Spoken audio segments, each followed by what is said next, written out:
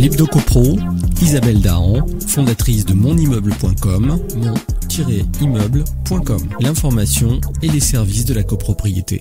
Un grand bonjour à tous les auditeurs et auditrices de Radio Imo. À l'occasion du 114e Congrès des notaires de France sur le thème « Demain le territoire » qui se tiendra à Cannes du 27 au 30 mai, le notariat alimentera le débat sur la ville de demain. On rêve tous de cette ville idéale, lieu de cohésion sociale, mais que viennent faire les notaires dans cette histoire ? Ils réfléchissent à ce que l'on pourrait améliorer dans nos territoires et la grande question du moment à laquelle ils essayent de répondre est comment faire face à un foncier limité tout en assurant la mixité sociale. La réflexion des notaires est conduite autour de l'article L101-2 du Code de l'urbanisme qui précise l'action des collectivités publiques en matière d'urbanisme pour le respect des objectifs de développement durable. Il est question notamment de revitalisation des centres urbains et ruraux, d'utilisation économe des espaces naturels, de la conservation et la restauration du patrimoine culturel ou encore des besoins en matière de mobilité. Cette réflexion se nourrit également des retours de leurs clients, d'architectes, d'urbanistes, d'élus et bien sûr des citoyens que nous sommes.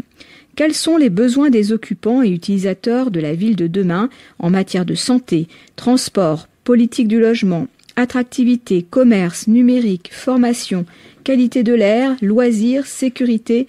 La première conclusion de cette étude, c'est que nous ne créerons pas la ville si ses habitants ne sont pas acteurs de ces projets. Alors, vers quoi tendons-nous et est-ce que cela ira dans le sens de nos attentes ? Vous l'avez compris, pour que l'on ait une chance d'y arriver, nous devons y travailler et être les acteurs de notre avenir. Aujourd'hui, le constat est celui d'une ville de plus en plus compacte. Il faut savoir que 95% de la population française vit sous l'influence de la ville et que les 15 plus grandes aires urbaines de France génèrent les 3/4 de la croissance.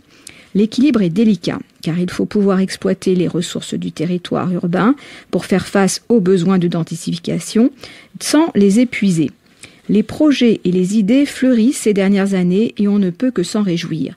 On va par exemple favoriser la multiplicité des usages dans un même immeuble, commercial, habitation, énergie, agriculture.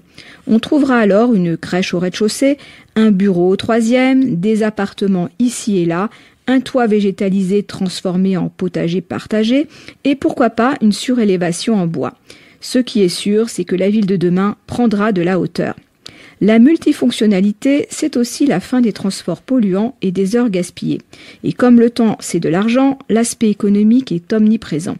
On évoque ainsi la mutualisation des moyens, on parle de coworking ou co-living et de partage d'occupation. La ville de demain sera-t-elle intelligente ? Vous avez déjà entendu parler de la Smart City, ce concept d'origine anglo-saxonne n'est pas nouveau. Les pionnières dans le domaine sont les mégalopoles d'Asie comme Hong Kong ou Singapour. Depuis la fin du XXe siècle, les technologies avancées et les services de pointe sont les activités dominantes de Singapour, ville audacieuse et futuriste. Cela s'illustre notamment par l'implantation à travers toute la ville d'arbres artificiels hauts de 50 mètres. Ces arbres sont équipés de modérateurs de température, ils éclairent, récoltent l'eau de pluie, collectent des ordures à l'aide de capteurs. En France, on développe la conception de bâtiments intelligents et on se sert des données collectées pour alimenter des outils connectés qui doivent tenir compte de l'efficacité énergétique et répondre au bien-être des habitants. Ces nouvelles technologies attractives créent des richesses, de l'emploi et du partage via l'optimisation des coûts, de l'organisation et de l'espace. C'est bien beau, mais nous allons devoir trouver rapidement une solution pour lutter contre l'exode rural. L'exode rural a entraîné un développement exponentiel des territoires urbains. Les villes s'étendent pour engendrer le déclin progressif de l'attractivité des territoires ruraux. La préservation des territoires naturels passe par la sanctuarisation de certaines zones. Il convient de simplifier les règles de densification des lotissements.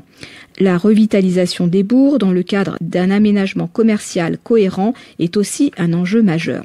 Compte tenu de la situation géographique ou de leur passé historique, certaines villes doivent faire face à l'augmentation massive de leur population à certains moments de l'année. En 2050, entre 70% et 80% de la population mondiale vivra en zone urbaine et la France n'échappera pas à ce phénomène. Pour vous donner une idée de ce que cela représente, c'est l'équivalent d'un département français de terres agricoles qui disparaît tous les 7 ans. Alors, dites-nous comment vous voyez la ville idéale de demain. Selon vous, comment peut-on conserver l'équilibre entre densité urbaine et zone rurale? Comment adapter la réglementation existante aux nouveaux usages? Je vous laisse y réfléchir et je vous souhaite de passer une excellente semaine. On se retrouve pour notre prochain rendez-vous Hebdo Copro